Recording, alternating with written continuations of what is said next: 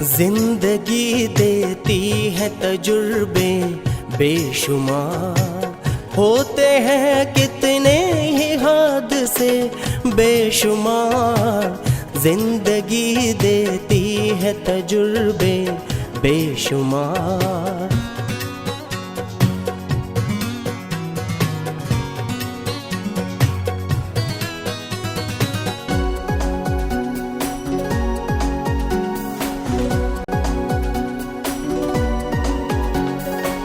है मसरत की बरसात और गम कभी, जश्न खुशियों के हैं और मातम कभी। सुख का मौसम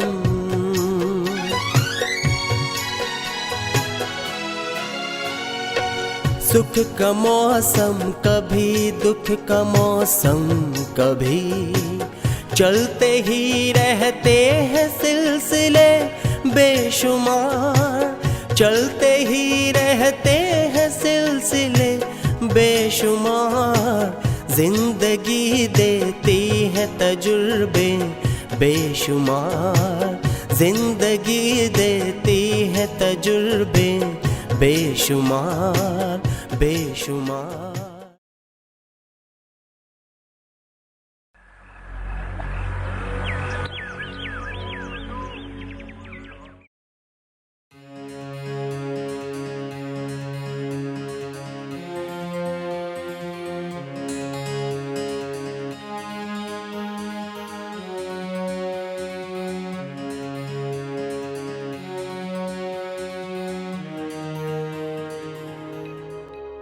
good morning sir. Morning morning मियाँ मॉर्निंग। कैसे हो नईम मियाँ? सब खैरियत। और सुनाइए, बच्चे बच्चे ठीक ठाक हैं? सब खैरियत। क्या काम धाम चल रहा है आजकल आपका? बस ड्यूटी। वो हुआ क्या? दिखाइए दिखाइए।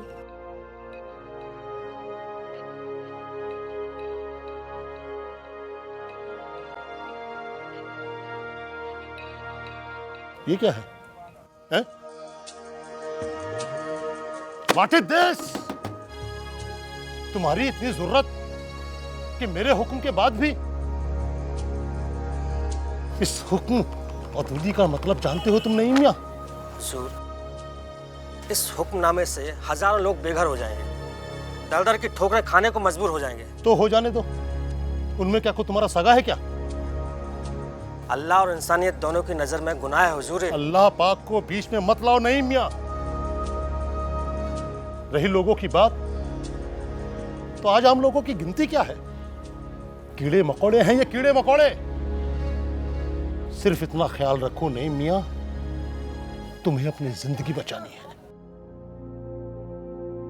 जितना तुमसे कहा जाए उतना ही काम करो, वरना। लेकिन हुजूर, डैम का यहीं बनना जरूरी है क्या?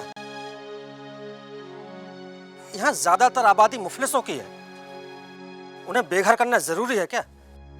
यूं तो आसपास साइड के लिए काफी इलाका खाली पड़ा हुआ है। लगता है तुम्हारे सर पर गांधी जी के विचार बड़ी मजबूती से नाच रहे हैं। देखो देखो नहीं मियां, हमारा फायदा इसी जगह डैम साइट फाइल करने में है, और मंत्री जी का हुक्म भी यही है।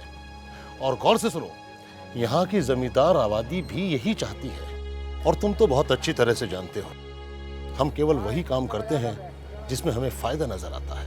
और तुम क्यों परेशान होते हो, क्यों चिंता कर रहे हो तुम? अरे तुम तो एक अदना से मुलाजिम हो। सिर्फ जितना तुमसे कहा जाए बस वो हुक्म को पूरा करते रहो, और अपनी जेबें हमारी तरह नोटों से भरते रहो। जिंदगी के मजे लेते जाओ, वरना। वरना क्या हुजूर? वरना इस डैम के पीछे जिन लोगों के हाथ हैं वो तुम्हारी गर्दन तक पहुंच सकते हैं। बहुत ही खतरनाक लोग हैं वो नईम मियां, बहुत ही खतरनाक लोग हैं। नादान मत बनो, काफी समझदार हो, सोच समझ कर फैसला लेना। समझे?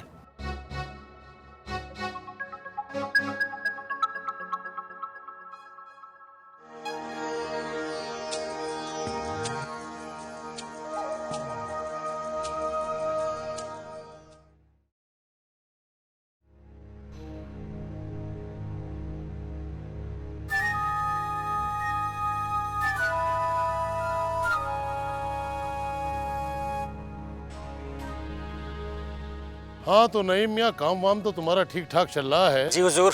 इस तरफ 2-3 मजदूर और भिजवा दो। जी। और हाँ, मैं एक जेसीबी और भिजवा रहा हूँ जिससे तुम्हें काम में और सहूलियत हो जाए। ठीक है? जी हुजूर। ध्यान से देखना, मैं चलता हूँ। अरे हाँ, क्या सोचा तुमने?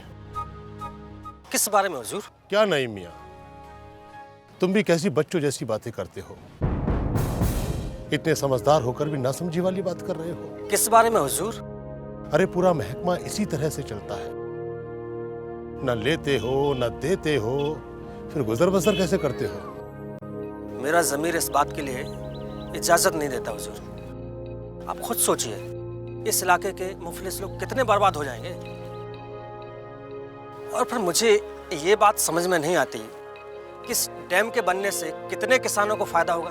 अरे फायदा ही फायदा होगा, हमें फायदा होगा, तुम्हें फायदा होगा, किसानों को फायदा होगा, मंत्री जी को फायदा होगा, ऊपर तक फायदा ही फायदा होगा मियाँ। मुझे कैसे? तुम समझने की कोशिश नहीं कर रहे हो। अरे मैं चीफ इंजीनियर ऐसे ही थोड़ा ना बन गया हूँ। तुम्हें प्रमोशन चाहिए या नहीं चाहिए? क्यों? मैं कैसे?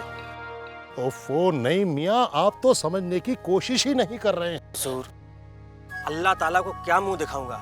इतनी बेईमानी क्यों हुजूर?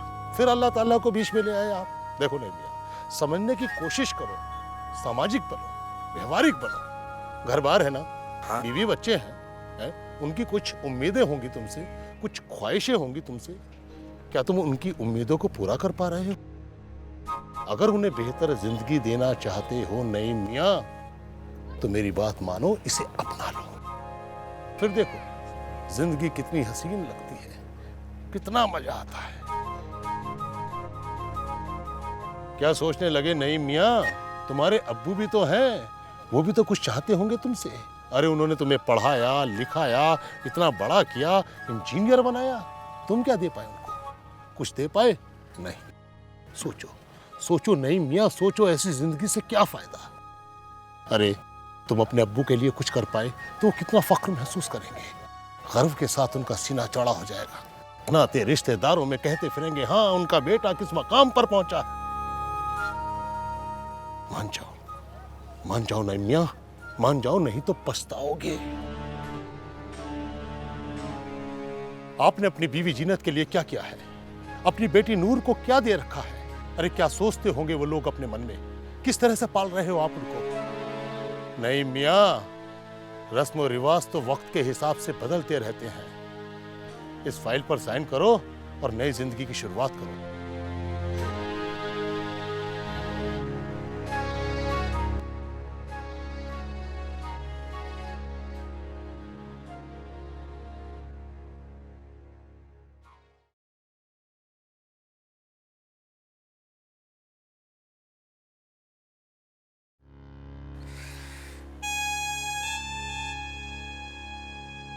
अब्बू चुप हो जाए, मुझे कोई खिलौना नहीं चाहिए। नहीं बेटे, ऐसे नहीं बोलते बेटे। अब की बार हम आएंगे ना, तो आपके लिए ढेर सारे खिलौने लेके आएंगे। आपके अब्बू का आपसे वादा है। तौबा तौबा तौबा। अरे मर्दूद, पहले मेरा कर्ज तो चुका दे, उसके बाद इस मनहूस की फरमाइशें पूरी कर दियो। तुझे मालूम है तेरी तालीम के पीछे मेरा कितना खर्च हुआ है? 3 लाख रुपए, 3 लाख। और अभी तो उसकी पहली किश्त आई है, वो भी सिर्फ 3000 रुपए। खुदा के वास्ते खामोश हो जाइए अब्बू जान, हम आपके कर्ज की पाई पाई चुका देंगे। चुका देंगे? खाक चुका देंगे।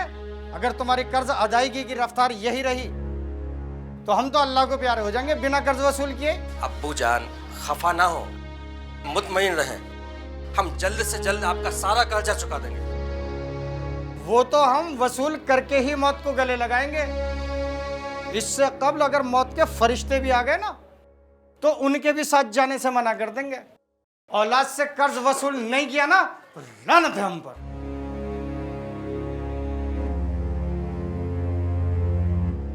या अल्लाह रहम कर, ये तो सच में हद ही हो गई। आपके अब्बा जान ने तो हमारा जीना हराम करके रखा हुआ है। भला दुनिया में ऐसे भी लोग होते हैं क्या? जीनत, हमारे अब्बा जान के बारे में गलत अल्फाज मत निकालो और तहजीब से पेश आया करो। उनके बारे में अदब से बात किया करो। अरे वाह, औलाद हो तो ऐसी। जरा बताइए, हमने कुछ गलत कहा क्या? आप जानते भी हैं कि आपके अब्बा जान दिन रात हाथ धोकर हम दोनों माँ बेटी के पीछे पड़े रहते हैं। आप जानते हैं, हर वक्त आपकी पैदाइश के वक्त से लेकर आपकी नौकरी लगाने तक के खर्चे का लंबा चौड़ा हिसाब बनाकर हमको सुनाते रहते हैं। जानते हैं वो हमसे क्या कहते हैं? कि तेरा शौहर मेरा कर्जदार है। और आप जानते हैं कि इस मासूम से वो क्या कहते हैं? तेरा बाप मेरा कर्जदार है। अरे हम माँ बेटी के कान थक चुके हैं ये ताने सुन सुनकर। और हद तो ये हो गई कि आप सिर्फ 2 दिन के लिए यहाँ गांव में आए हैं और उस पर भी इस बूढ़े ने आपका जीना मुहाल कर रखा है। या खुदा। जीनत बेगम, मायूस ना हो, हम जल्द से जल्द उनका कर्ज लौटा देंगे। अब कोई ना कोई राह निकल आएगी, मायूस ना हो। वो दादाजान बहुत बुरे हैं। नहीं बेटे, अपने बुजुर्गों के लिए ऐसे अल्फाज नहीं निकालते बेटे।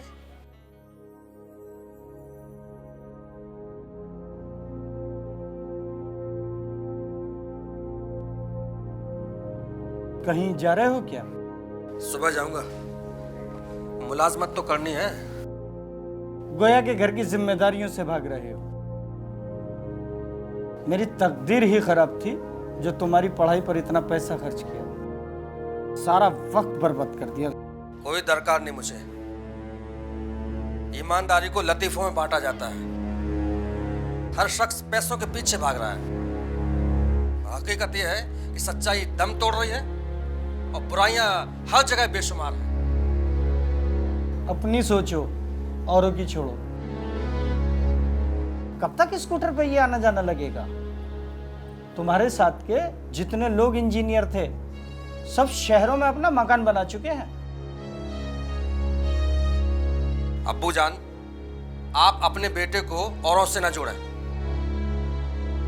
सदाकत मेरा ज़मीर है और खलावत मेरा ज़ख्म। और बीच बाजार में भी मुझे अपने आप को बेचना पड़े ना तो बेच दूंगा, लेकिन ईमानदारी नहीं छोड़ूंगा। अब्बा जान, आज तसव्वुर में जो ईमान की मीनार दिखाई देती थी ना, अब वो नहीं दिखाई देती। ये हुई ना बात। यही वक्त है अपनी उम्मीदों को पूरा करने का, वरना पछताने का वक्त भी नहीं मिलेगा। चलो ऐसे भी जीकर देख लेते हैं। जहां वालिद साहब नाराज हैं क्योंकि उनका बेटा नमाजी है लेकिन रिश्वत नहीं लेता, बेटा रोजेदार है, हराम का खाना नहीं खाता, हमें हलाल की रोजी से ज़कात निकालनी नहीं आती, मगर हराम की कमाई से उम्मीदों को खरीदना जरूर आता है। अब इस दिल के 2 टुकड़े होंगे, एक जो आप लोगों के लिए कटेगा और दूसरा मेरे ईमान के लिए कटेगा। नईम, जमाने के रुख को पहचानो, वरना अजीजों की फहरिस्त में तुम्हारा नाम भी नहीं रहेगा। क्यों भाई नईम मियाँ, कहाँ उड़ान भरने लगे? जी नहीं, कहीं नहीं हुजूर। नहीं, कहीं तो कुछ सोच रहे हो आप। आप इत्मीनान रखिए, अब से आपको कोई शिकायत नहीं मिलेगी। बहुत खूब भाई, बहुत जल्द नंबर पर आ गए आप। चलो, खुशी हुई सुनकर। यहाँ के ठेकेदार बहुत ही खूंखार और खतरनाक हैं। अगर इनसे पंगा लिया ना तो ये जीना हराम कर देंगे। बात को समझो नईम मियाँ और इस पर साइन करो और एक खुशहाल जिंदगी जियो। वेरी जी, बैठो बैठो, आराम से बैठो, बैठो बैठो बैठो। ये लो, आराम से देखो, समझो, पढ़ो और तब दस्तखत करो।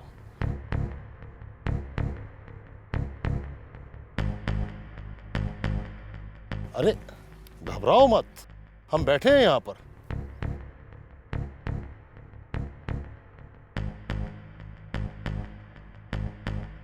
लीजिए हुजूर, हमने आपके हुक्म की तामील कर दी। गुड, वेरी गुड नईम मियां। हमें आपसे यही उम्मीद थी कि आप इस फाइल पर दस्तखत करोगे। देखो नईम मियां, ये आपका हिस्सा। अरे क्यों घबरा रहे हो, क्यों परेशान हो रहे हो? लो ना। अरे ये दस्तूर है, ये तुम्हारा हक है, इसको लो, लो ना। अरे क्या देखते हो, ये पहली किश्त है, अभी और बहुत मिलेंगी, रखो इसको। और जब तक डैम मुकम्मल नहीं हो जाता तब तक तुम्हें इस तरह की किस्तें मिलती ही रहेंगी। लेकिन हुजूर, यहाँ की मुफलिस आबादी कहाँ जाएगी? अरे चली जाएगी जहां जाना है, तुम क्यों चिंता करते हो? हुकूमत उनको मुआवजा दे तो रही है, हमें उन्हें जंगल साइड में बसाने का हुक्म तो मिल चुका है, तुम क्यों फिक्र करते हो? लेकिन हुजूर, वहाँ तो दलदली जमीन है। ये मुफलिस जब वहां पर जाएंगे तो अपनी रिहाइश का खुद इंतजाम कर लेंगे। इनकी फिक्र छोड़ो, बड़े सख्त जान होते हैं ये लोग। अपनी और अपने परिवार की फिक्र करो। अगर इनमें से 10-15 मर भी जाते हैं तो क्या है, अब इसे संभाल कर अपने पास रखो, इत्मीनान से घर जाओ और ऐश करो, ठीक है? ये लो।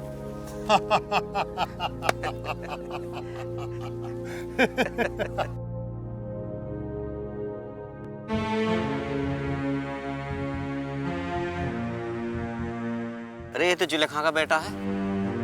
अरे इसे तो सांप ने काट लिया है। अरे अरे देखो, ये तो सारा नीला हो रहा है। अरे इसके तो मुंह से भी झाग आ रहे हैं। जुलेखा को तो कोई खबर करो। उठाओ, लेकर उठाओ, चलो। या अल्लाह, ये तेरा कैसा कहर है? पहले मेरे शोहर को और अब मेरे जिगर के टुकड़े को। या अल्लाह, रहम कर। मेरे बेटे, मेरे बच्चे, आगे खोल मेरे बच्चे, आगे खोल। तेरे बाद तेरी अम्मी का क्या होगा मेरे बेटे?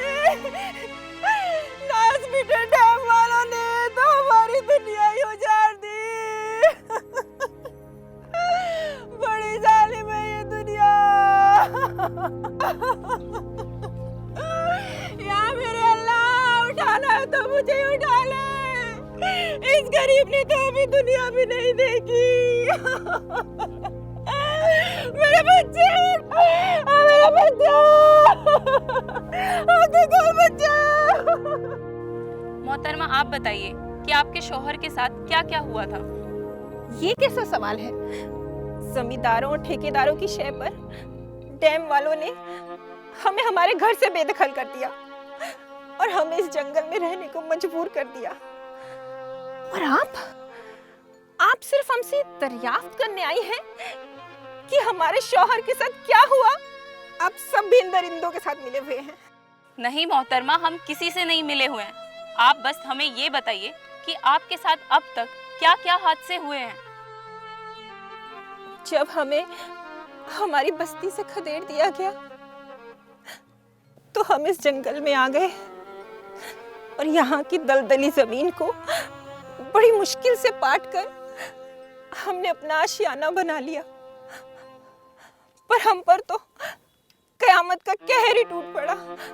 मेरे शौहर जंगल से लकड़ियां लेने गए थे कि वहां उन्हें एक खुखार शेर ने दबोच लिया और सुना है कि आपके शौहर की लाश तो मिली ही नहीं थी। हाँ, उनका सिर्फ एक हाथ ही मिला था। तो हाथ देख करके आपने कैसे पहचाना कि वो आपके शौहर का ही हाथ था? क्योंकि उनके दोनों हाथों में 6 उंगलियां थी। ओह, आई सी। तो क्या आपको सरकार की तरफ से अभी तक कोई मुआवजा नहीं मिला? नहीं। रेडी? देखिए, मैं आपसे जो भी पूछूं उसके जवाब दीजिएगा। क्या आप ही इस बस्ती के मुखिया हैं? बस्ती का मुखिया? बस्ती नजर आ रही है आपको कहीं? अरे जब बस्ती ही नहीं है तो मुखिया कैसा? आप तो अजीब बातें कर रहे हैं। तो फिर क्या करूं? सब कुछ तो खत्म हो गया है। डैम के नाम पर गरीबों को उजाड़ दिया गया। बदहाली में जी रही आबादी को दर बदर कर दिया गया और हम कुछ भी नहीं कर पाए। बस हम हाथ बांधे सिर्फ देखते रहे। लानत है हम पर। मगर आप तो इस बस्ती के मुखिया हैं, फिर आपको कैसी मजबूरी? हुकूमत के फरमान के आगे हमारी क्या बिसात है मोहतरमा। देख रही हैं ना आप किस तरह से ख्वातीन, बच्चे, मर्द सब दर बदर की ठोकरें खाने के लिए मजबूर हो गए हैं। कहा था घर के बदले घर देंगे, मुआवजा देंगे, कुछ भी तो नहीं दिया। सब जमींदार, ठेकेदार और अफसर मिलकर हड़प कर गए। आवाज दबाने के तरीके भी तो इनके कम खौफनाक नहीं हैं। इन मुफलिसों और बदहालों की मदद के लिए कोई आगे नहीं आ रहा। और अब तो खुदा भी हमसे रूठ गया है। इत्मीनान रखिए। इत्मीनान ही तो रखे हुए हैं। देखिए, हम आपको आपका हक जरूर दिलाएंगे। क्यों दिलाएंगे ना? हाँ। कुछ नहीं होगा मोहतरमा, आपकी आवाज भी दबा दी जाएगी या फिर खरीद ली जाएगी।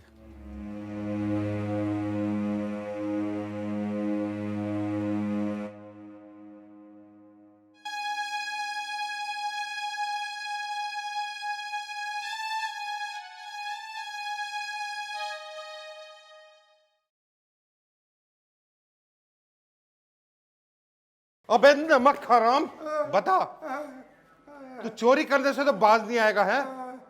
बता तूने माल कहाँ छुपा रखा है, बता। मैंने कोई चोरी नहीं की सर। सर चोरी नहीं की, नहीं की। बता। नहीं की मैंने चोरी। देख, मैंने कोई चोरी नहीं की। हर चोर यही बताता है कि मैंने चोरी नहीं की है, और सच उगलवाने के हमारे पास और भी तरीके हैं। साला मार खाते भी नहीं सुधरता। चल। नहीं की, नहीं। ऐसे नहीं मानेगा, सही बता। अरे तेरी तो मारूंगा से। बता। सर चोरी नहीं की। सर चोरी नहीं की। अच्छा, तू ऐसे नहीं मानेगा ना? अच्छा चल, तू नहीं बताना चाहता ना, माल तू रखना चाहता है रख ले, लेकिन यहां से तभी तू जा पाएगा जब 10,000 की गड्डी मेरे हाथ में देगा। हाँ सर, मैं हिसाब कर दूंगा। चल जा, बख्श दिया। अंदर जाके हिसाब कर ले। साहब मैं हिसाब कर दूंगा साहब मैं हिसाब कर दूंगा, मैं हिसाब कर दूंगा। आदाब साहब। अरे नईम साहब, आप यहाँ? बस जनाब, हमारे चीफ इंजीनियर साहब ने आपको याद किया है। उन्होंने शाम को मुलाकात का वक्त मांगा आपसे। अरे क्यों शर्मिंदा कर रहे हैं? साहब को बोलिए कि शाम को हम सर के बल उनके दौलत खाने में हाजिर हो जाएं। जी शुक्रिया।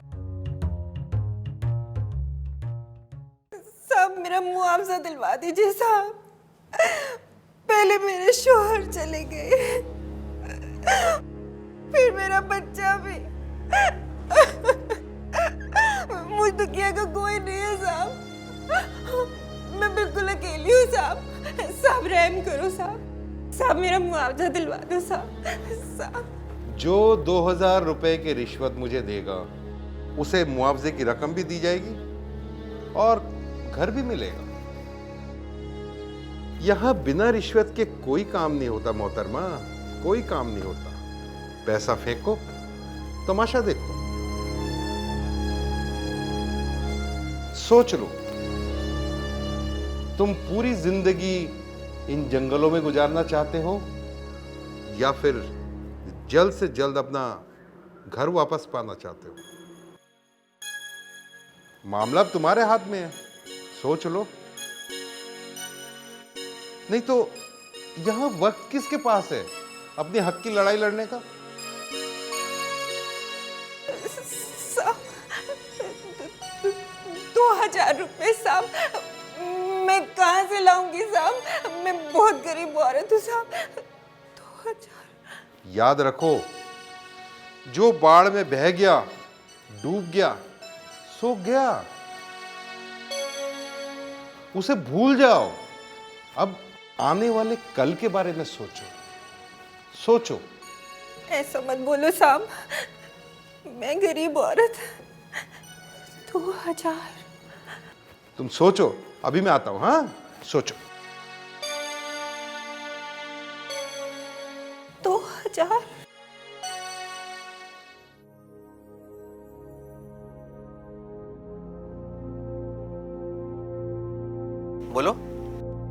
हुजूर, हुजूर, हुजूर ये रस्सी ले लीजिए हुजूर।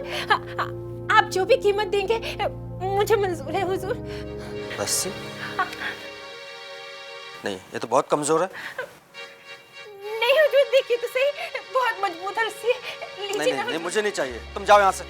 हुजूर ले लीजिए ना, आप ही रस्सी लेंगे ना तो अल्लाह आपको बहुत बरकत देगा हुजूर। मैंने आपसे कहा ना, मुझे नहीं चाहिए। ले लीजिए हुजूर, मैं बड़ी मेहनत से रस्सियां बनाती हूँ हुजूर, ले लीजिए हुजूर। अजीब खातून है, एक बार कह दिया ना मुझे नहीं चाहिए, नहीं चाहिए।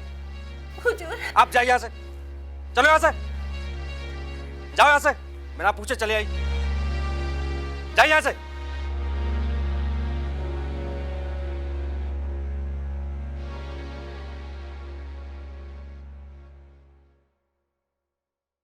ये मुझे बेवकूफ समझती है, मुझे पता है इस पर पुलिस की नजर है, मीडिया की नजर है।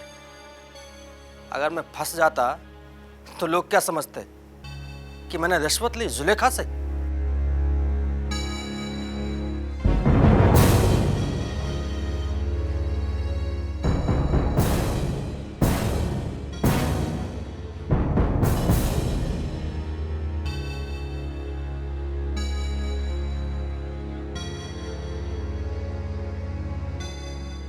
मैं रस्सियां बुनकर बेच रही हूँ, मुझे 2000 रुपयों की सख्त जरूरत है।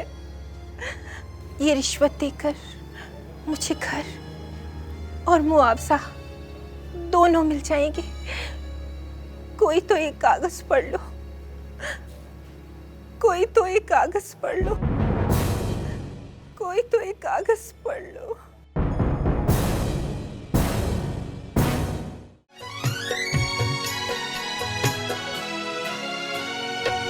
फिर भी एक बात हरगिज ना ये भूलना, अश्क के साथ है कहे बेशुमार, अश्क के साथ है कहे बेशुमार, जिंदगी देती है तजुर्बे बेशुमार, जिंदगी देती है तजुर्बे बेशुमार, बेशुमार, बेशुमार, बेशुमार, बेशुमार।